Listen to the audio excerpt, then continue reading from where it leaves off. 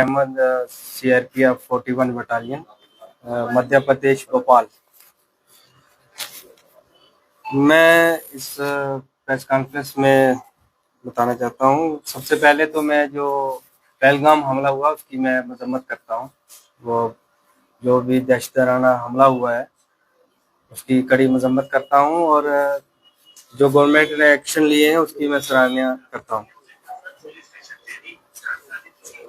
तो मैं आपको बता दूं कि मेरे साथ ये जो घटना घटी है, मैं इसको पूरा बयान करूंगा यहाँ, और प्राइम मिनिस्टर साहब से और होम मिनिस्टर साहब से मैं अपील करता हूँ कि मेरे साथ जस्टिस होना चाहिए, इंसाफ होना चाहिए। जैसा कि आपको पता है कि मैंने एक पाक नेशनल से शादी की। मैं आपको बता दूं कि 47 जब देश विभाजन हुआ उससे पहले ये हमारा परिवार इकट्ठा एक जगह रहते थे। हम यहीं तहसील बलवाल के हंडवाल गांव में। देश विभाजन हुआ उसके बाद हमारे परिवार बट गया, हमारे कुछ परिवार के लोग वहां चले गए, कुछ यहाँ रह गए। तो आपस में आना जाना मुलाकात चलती रही। तो उसके बाद जब हमारा टाइम आया तो हमारे माता पिता के द्वारा जो है बचपन में ही हमारी शादी तय कर दी गई। तो फिर मैंने CRPF में ज्वाइनिंग की 2017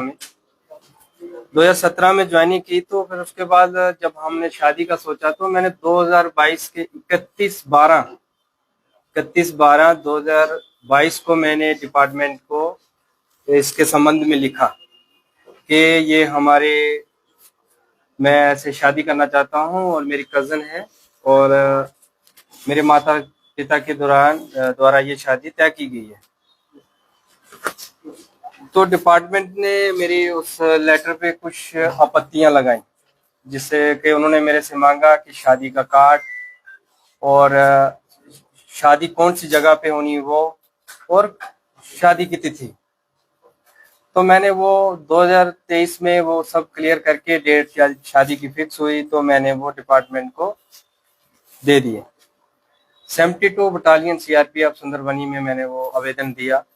फिर वो मेरा आवेदन जो है DIG रेंज हीरानगर के पास गया CRPF। फिर उसके बाद वो IG सेक्टर CRPF जम्मू के पास गया। तो उन्होंने कुछ और डॉक्यूमेंट मांगे मेरे से, जैसे सरपंच की डिक्लेरेशन अपने गांव की कि मेरी ये पहली शादी है और हमारे पारिवारिक संबंध है, सरपंच से और डिस्ट्रिक्ट डेवलपमेंट काउंसलर से, और खुद मैंने एफिडेविट कोर्ट से और मेरे माता पिता ने अलग अलग एफिडेविट उसके साथ लगा के IG सेक्टर जम्मू में मैंने जमा करवाया। फिर उसके ऊपर जो मेरा लेटर है वो SDG special DJ CRPF JK zone के पास गया। फिर वहां से वो डायरेक्टेड CRPF न्यू दिल्ली गया।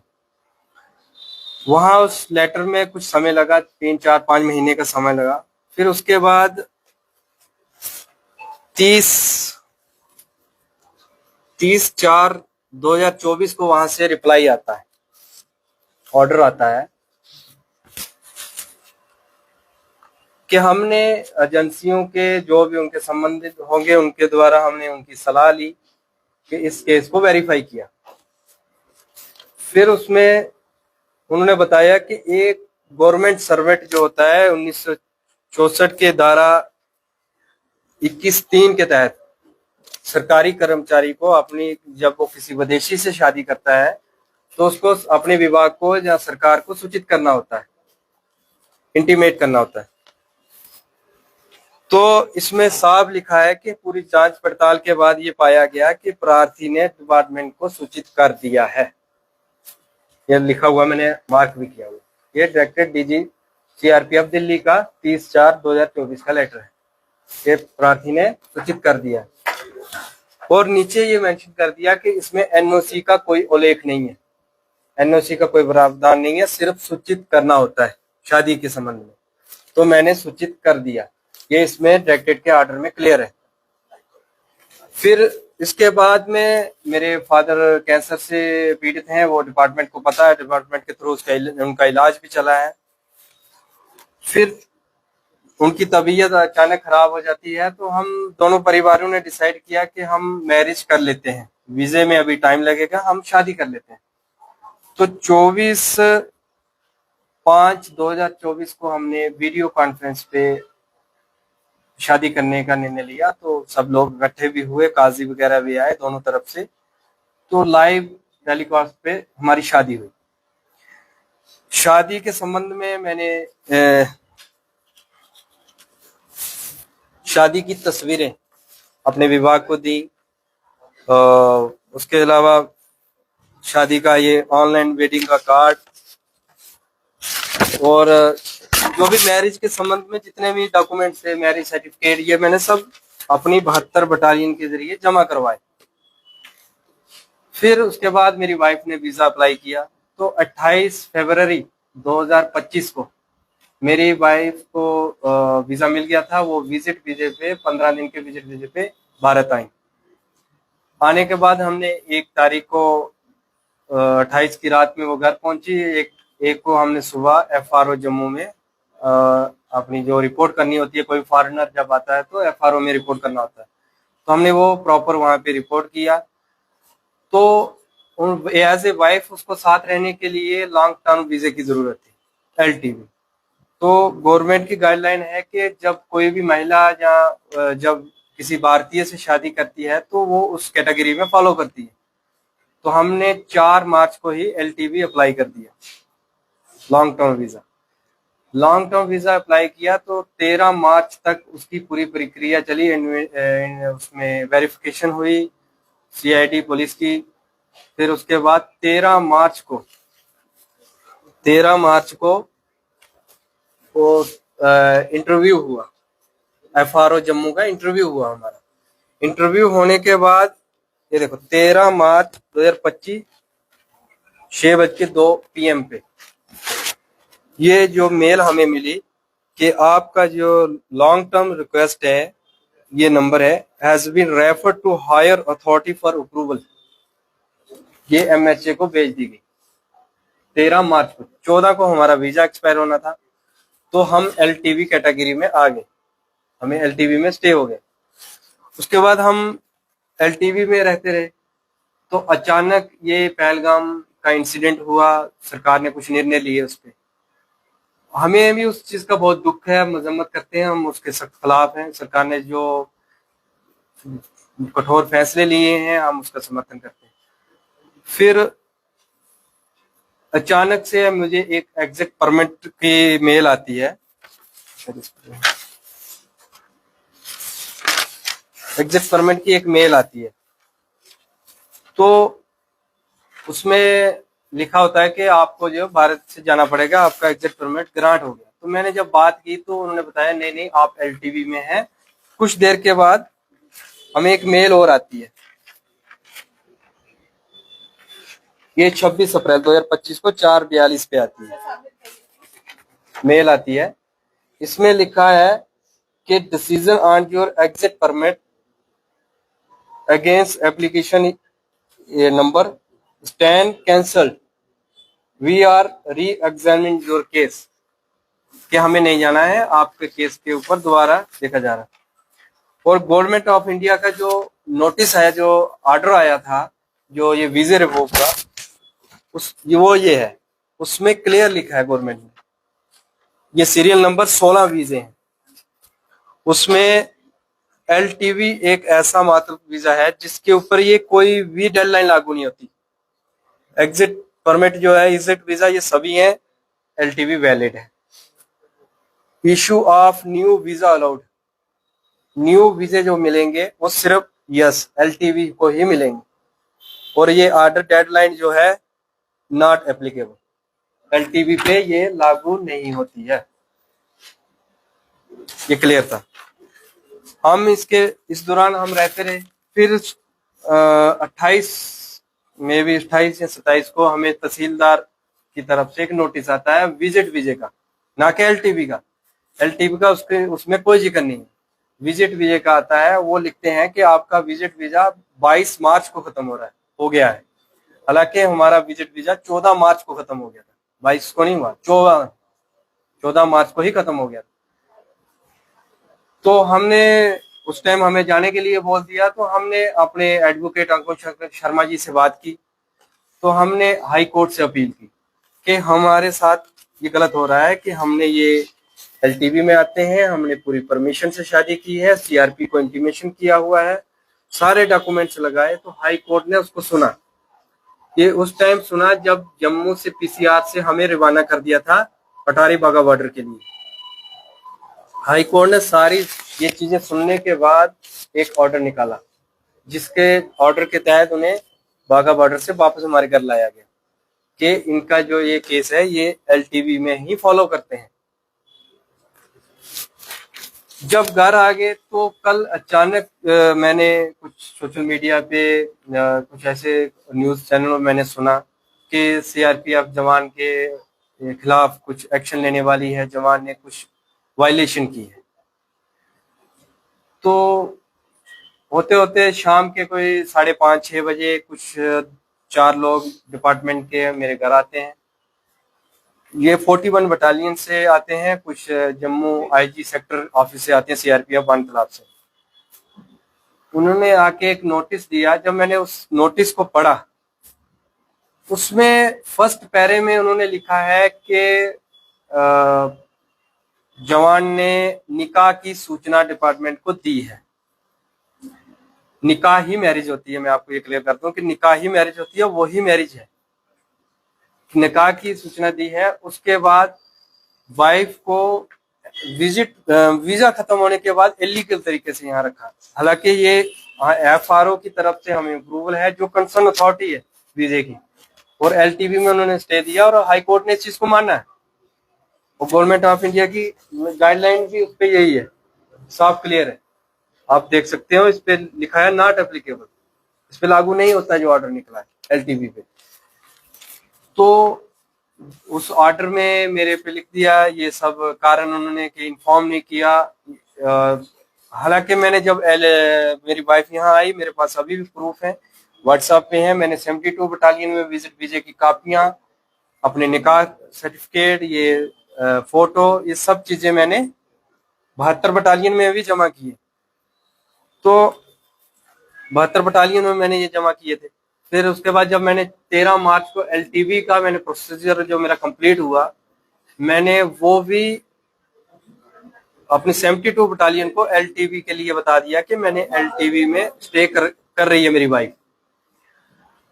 23 मार्च 2025 को मैं छुट्टी से रिपोर्ट करता हूँ। शिवखोड़ी रियासी में मेरी कंपनी थी 72 बटालियन की।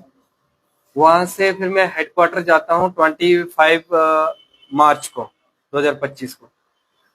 कुछ ट्रेनिंग के मामले में वहां भेजा गया था। तो 27 तारीख को अचानक सुबह, 27 मार्च को अचानक सुबह मुझे, हमारे मार्का होता है उसमें मुझे बुलाया गया डिप्टी कमांडेंट की तरफ से। तो मुझे बोला गया कि आपको ट्रांसफर कर दिया गया है 41 बटालियन भोपाल मध्य प्रदेश में, तो आपको वहां पे रिपोर्ट करना। तो मैंने वहां पूछा कि क्या कारण है। मेरा अभी 2027 में जेएनके का टेन्योर पूरा होना था, क्योंकि जो जवान छत्तीसगढ़ में पोस्टेड होता है तो वहां से उसे चॉइस मिलती है।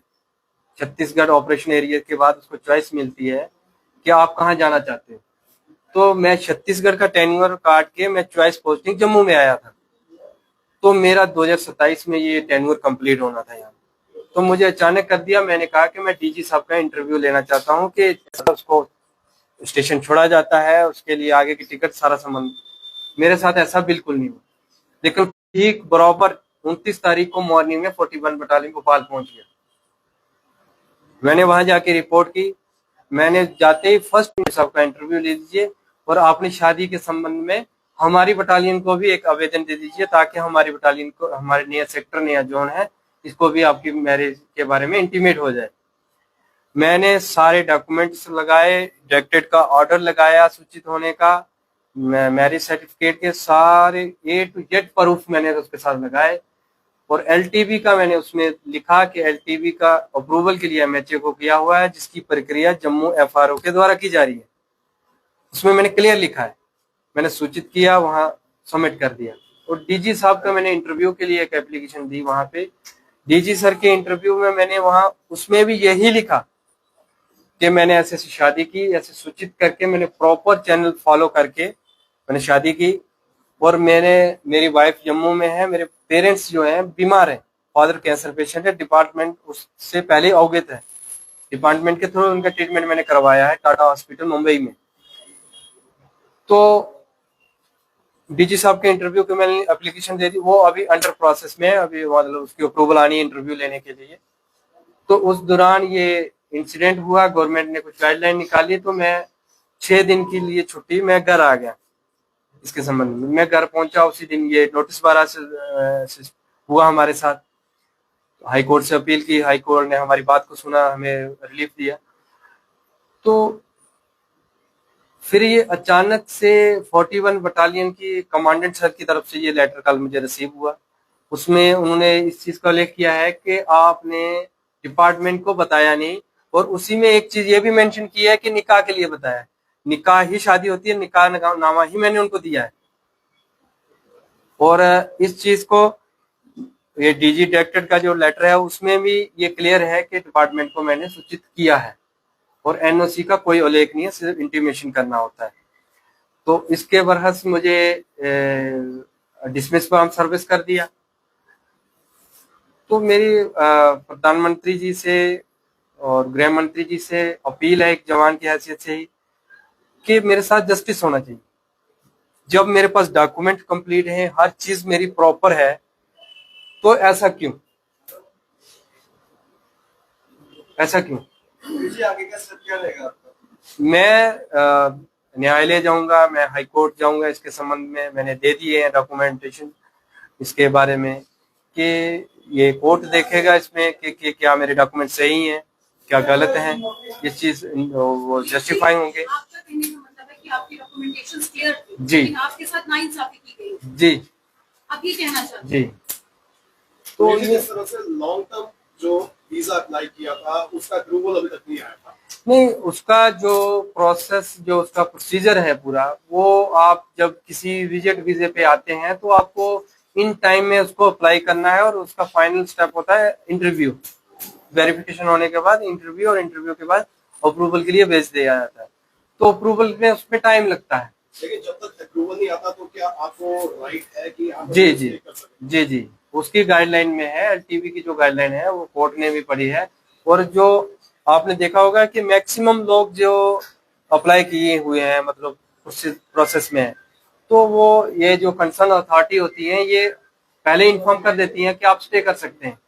इलीगल तरीके से आप ही बताओ कि कैसे रह सकता है इंसान, जब सब कुछ ऑन रिकॉर्ड है, जब आ रहे हैं तो कोई रह सकता है? ये बात है। तो सर्विस से जो है डिसमिस कर दिया गया जी, तो इसके लिए आप क्या अपील करना चाहते हैं? नहीं, मैं प्राइम मिनिस्टर साहब से, होम मिनिस्टर साहब से, और जो भी संबंधित इसके मेरे अधिकारी हैं, मैं उनसे अपील करना चाहता हूं कि जब मैंने प्रॉपर 2022 से ही मैं इसके संबंध में मैं सूचना दे रहा हूं, और शादी से पहले भी मैंने सूचना दी, और शादी के बाद मैंने तमाम डॉक्यूमेंट्स मैंने डिपार्टमेंट को दी, तस्वीरें दी ऑनलाइन निकाह की, मैरिज सर्टिफिकेट दिया। और जो 41 बटालियन जो मेरे डिसमिस ऑर्डर निकाल रही है, उनके कार्यालय में मैंने पूरे विवरण से लिखा है कि मैंने 72 बटालियन में कौन सी डेट को कौन सा आवेदन दिया है, और उन आवेदनों की कॉपियां भी साथ में लगाई। कारण क्या बताया गया आपको? कारण उसमें यही लिखा गया है कि इन्फॉर्म नहीं किया, और उसी में यह भी लिखा गया है कि निकाह के लिए इन्फॉर्म किया है, निकाह किया है। शादी के लिए इन्फॉर्म पहले पैरे में लिखा है कि इन्होंने शादी के लिए इन्फॉर्म किया है, दूसरे में लिख दिया है कि हमें इन्फॉर्म नहीं किया। जो आगे बताया गया कि राष्ट्रीय सुरक्षा के नहीं, वो उस चीज को वो नहीं, वीजा खत्म कैसे हो गए जब हाई कोर्ट उस चीज को मान रहा है कि ये प्रोसीजर इनका सही है। जब आप कंसर्न अथॉरिटी जो है उन्होंने डिपार्टमेंट को देना है, हाई कोर्ट को देना है। आप क्या चाहते हैं? मैं इंसाफ चाहता हूं कि जब हमने शादी की है, एक हस्बैंड वाइफ है, एक लीगल तरीके से की है, अपनी कजन है, मेरी अरेंज मैरिज है। मैं कल ही मैंने सोशल मीडिया पे देखा कि कुछ मीडिया चैनलों पे आ रहा है कि जी इंस्टाग्राम से मिल गए, फेसबुक से मिल गए, तो ये मतलब मिसगाइड किया जा रहा है हर जगह पे। तो मैं आपके माध्यम से ये क्लियर कर देना चाहता हूँ कि मेरी अरेंज मैरिज है, मेरी मदर के कजन ब्रदर की बेटी है, तो ये पारिवारिक हमारे संबंध है और यहाँ से ही हमारा परिवार जो है ये पार्टीशन में बट गया था। तो ये चीज क्लियर कर दूं और हमने पूरा इसको जस्टिफाई किया है। तो मेरी अपील है प्रधानमंत्री जी से कि इस चीज के ऊपर इंसाफ किया जाए और मुझे मेरी सर्विस जो डिसमिस किया है इसके बारे में भी पूछताछ की जाए कि क्यों किया गया है, मुझे दोबारा सर्विस में बहाल किया जाए और मेरी वाइफ का भी वीजा जो पेंडिंग है वो वीजा दिया जाए ताकि हम मियां बीवी एक साथ रह सकें। शुक्रिया।